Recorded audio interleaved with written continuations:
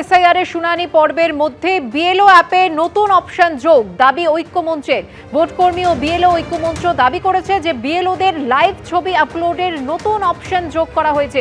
বিস্তারিত জানবো, কথা বলবো আমাদের প্রতিনিধি রুমা পালের সঙ্গে। রুমা, দেখো, বিএলও ঐক্যমঞ্চের বক্তব্য এবং তাদের বক্তব্য এটাই যে নতুন বিএলও যে অ্যাপ রয়েছে সেখানে একটা নতুন অপশন যুক্ত হয়েছে, যেখানে হচ্ছে যারা যখন নোটিশ দিতে যাবে, এবার বিএলওরা যখন যাবে সেক্ষেত্রে কিন্তু লাইভ ফটো বা সেটা কিন্তু আপলোড করতে হবে, যে ভোটারের কাছে যাচ্ছে সেটা আপলোড করতে হবে। এটা একদম লাইভ ফটো বলেই কিন্তু ওখানে অপশন দেওয়া হয়েছে, নতুন অপশন যুক্ত হয়েছে। অন্যদিকে জানিয়ে রাখি, কমিশন কিন্তু গত পরশুদিনও কিন্তু পুরো ইসিআই এর সঙ্গে একটা ভিটি হয়েছে এবং সেক্ষেত্রে যাতে সফটওয়্যার আপডেটের মাধ্যমে কিভাবে আরো দ্রুত করা যেতে পারে এবং হিয়ারিং পর্ব আরো সহজ করা যেতে পারে এবং সেক্ষেত্রে কিন্তু সমস্ত টেকনিক্যাল দিকটা কিন্তু পরশুদিনই কিন্তু তাদের একদম ভিডিও কনফারেন্সের মাধ্যমে বেশ খানিকক্ষণ তাদের সঙ্গে বৈঠক হয়। সেক্ষেত্রে দেখা যাচ্ছে এখন কিন্তু বিএলও অ্যাপে একটা নতুন অপশন দেখা যাচ্ছে, হিয়ারিং এর সময় যখন নোটিশ দিতে যাবে তখন কিন্তু লাইভ ফটো আপলোড করতে হবে। এবং এর ক্ষেত্রে জানিয়ে রাখি যে 1 কোটি যেমন 36 লক্ষ ভোটারের এখন তথ্যগত যেমন অসঙ্গতির কথা বলা হয়েছিল, যেটা লজিক্যাল ডিসক্রিপেন্সিস, সেটা কিন্তু কমে অনেকটা 94 লক্ষ, প্রায় 49,000-এর মতো হয়েছে। এর আগে যেমন বিএলও অ্যাপে বিভিন্ন ধরনের অপশন আসছিল, সেক্ষেত্রে বিএলওরা যাতে কিন্তু বেশ ছোটখাটো যেটা ভুল থাকবে সেক্ষেত্রে তারা যাতে সেটা বিএলও অ্যাপের মাধ্যমেই যাতে সর্ট আউট করে নিতে পারে, সেরকম কিন্তু একটা অপশন দেওয়া হয়েছিল। তারপর দেখা যাচ্ছে যে 1 কোটি 36 লক্ষ ভোটারের মধ্যে এখন 94 লক্ষ 49,000-এর মধ্যে রয়েছে যাদের কিছুটা অসঙ্গতি রয়েছে। সেই অসঙ্গতি অবশ্যই কমিশন যেটা বলছে, নামের বানানের ভুল থাকতে পারে এবং প্রজনীর ক্ষেত্রে হতে পারে, যেমন একজনের সাথে 6 জনের প্রজনী হয়েছে এবং সেক্ষেত্রে বয়সের ফারাক বাবা মার সাথে অথবা গ্র্যান্ড প্যারেন্টসের সাথে বয়সের অনেক কম রয়েছে অথবা দেখা যাচ্ছে অনেক বেশি ফারাক রয়েছে, এই সমস্ত কিছু রয়েছে। এক্ষেত্রে বলে রাখা যায় যে যেহেতু হিয়ারিং পর্ব চলছে এবং সেকেন্ড ফেজ মানে ফার্স্ট ফেজে বলা যেতে পারে কমিশন জানিয়েছিল যে আনম্যাপ যারা তাদেরকে ডাকা হবে, যদিও আনম্যাপের সাথে সাথে অন্যান্যদেরও ডাকা হয়েছিল, কিন্তু এখন কমিশন বলছে যে সেকেন্ড ফেজে তাদের ডাকা হবে যারা লজিক্যাল ডিসক্রিপেন্সিস এর মধ্যে পড়ছে, তাদেরকে কিন্তু অনেকটাই বিএলও অ্যাপের মাধ্যমে কিন্তু নিষ্পত্তি হবে, অন্যদিকে হিয়ারিংয়েও ডাকা হবে। ধন্যবাদ রুমা। যে ভোটারকে নোটিশটা ধরানো হচ্ছে তার লাইভ ছবি বিএলও অ্যাপে আপলোড করতে হবে। তার মানে বিএলও যে তার বাড়িতে যাচ্ছেন, ভিজিট করছেন, তার সঙ্গে কথা বলছেন, তাকে নোটিশটা ধরাচ্ছেন, একটা রিসিপ্ট যেমন নেওয়ার কথা আগে বলা হয়েছে, তবে আমরা স্ক্যানার দিয়ে স্ক্যান করি, ঠিক ওখানে একটা অপশন দেওয়া হয়েছে যে ফটোটা লাইভ তোলা যাবে।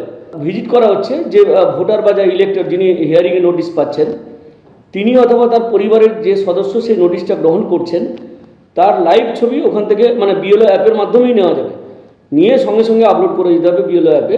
প্রমাণ থাকবে নির্বাচন কমিশনের কাছে যে না, উনি বিএলও তার বাড়িতে ভিজিট করেছিলেন এবং সরাসরি সেই ইলেক্টর বা তার কোনো পরিবারের সদস্য তার সঙ্গে কথা বলেই তাকে তার হাতে নোটিশটা ধরিয়েছেন, সেই ছবি বিএলও অ্যাপে থাকবে। 2002 সালের সঙ্গে মানে সেলফ লিঙ্ক বা প্রজেনি লিঙ্ক কোনোটাই করতে পারেনি, তাদের কাছেই কিন্তু নোটিশটা যাচ্ছে, সেই নোটিশগুলো ধরানো হচ্ছে এবং হিয়ারিং শুরু হবে জানুয়ারি মাসের প্রথম সপ্তাহ থেকে। আসছি পরের খবরে। অনন্ত মহারাজের বক্তব্যকে হাতিয়ার করে শুক্রবার বিজেপির বিরুদ্ধে সুর চড়ালেন অভিষেক বন্দ্যোপাধ্যায়। পাল্টা জবাব দিয়েছেন বিজেপি সাংসদ। গত রবিবার দিনহাটার একটি সভায় এসআইআর নিয়ে কার্যত হুঁশিয়ারির সুর শোনা গেছিল বিজেপির রাজ্যসভার সাংসদ অনন্ত মহারাজের মুখে। আর এবার এক ধাপ এগিয়ে মুখ্য নির্বাচন কমিশনারকে চিঠি দিলেন তিনি। বিজেপির সাংসদ অনন্ত মহারাজ দেশের প্রধানমন্ত্রীকে পাকিস্তানি বলছে। সম্প্রতি বিজেপির রাজ্যসভার সাংসদ নগেন্দ্র রায় ওরফে অনন্ত মহারাজের মন্তব্যে বিতর্ক তৈরি হয়েছে।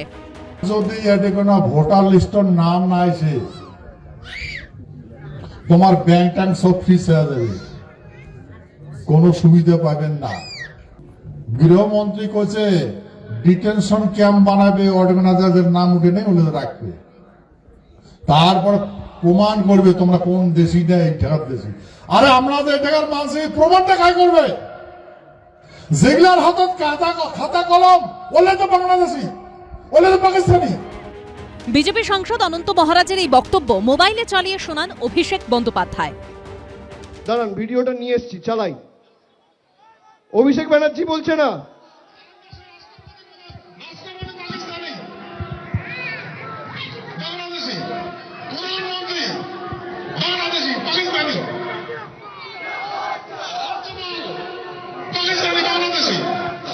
সেগুলার হাতত খাতা কলম শুনতে পাচ্ছেন?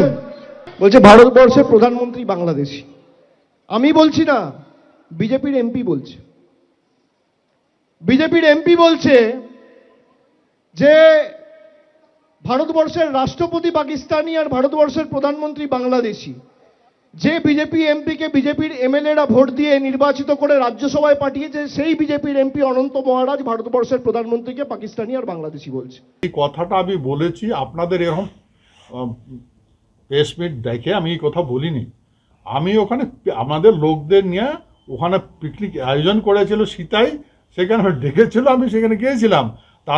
তারা আননোয়েন লোকদের সঙ্গে আমি হিস্টোরিক্যাল ব্যাকগ্রাউন্ডে কথা বলেছি, অতীতের সম্বন্ধে কথা বলেছি। তা আমি বলেছি দেখুন এখানে এই যে ভারতবর্ষ দেশ আলাদা হয়েছে, হিন্দুস্তান হয়েছে, পাকিস্তান হয়েছে।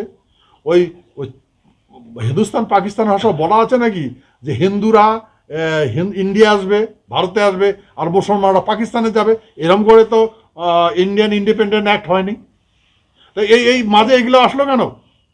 এই নেতাগুলোর ভুল আছে। গত রবিবার দিনহাটার একটি সভায় এসআইআর নিয়ে কার্যত হুঁশিয়ারির সুর শোনা গেছিল বিজেপির রাজ্যসভার সাংসদ অনন্ত মহারাজের মুখে। যদি এতে কোনো ভোটার লিস্টের নাম না আসে,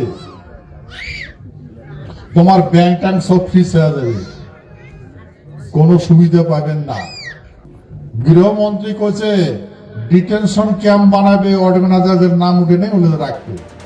এই প্রেক্ষাপটেই এবার এক ধাপ এগিয়ে নির্বাচন কমিশনের বিরুদ্ধে সুর চড়ালেন অনন্ত মহারাজ। রাজবংশী ক্ষত্রিয়দের এসআইআর এর শুনানিতে ডেকে হেনস্থা করা হচ্ছে এই অভিযোগে মুখ্য নির্বাচন কমিশনারকে চিঠি দিয়েছেন তিনি।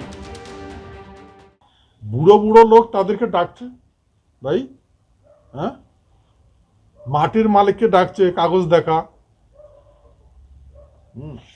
আমাদের একটা সেন্টিমেন্ট আছে না?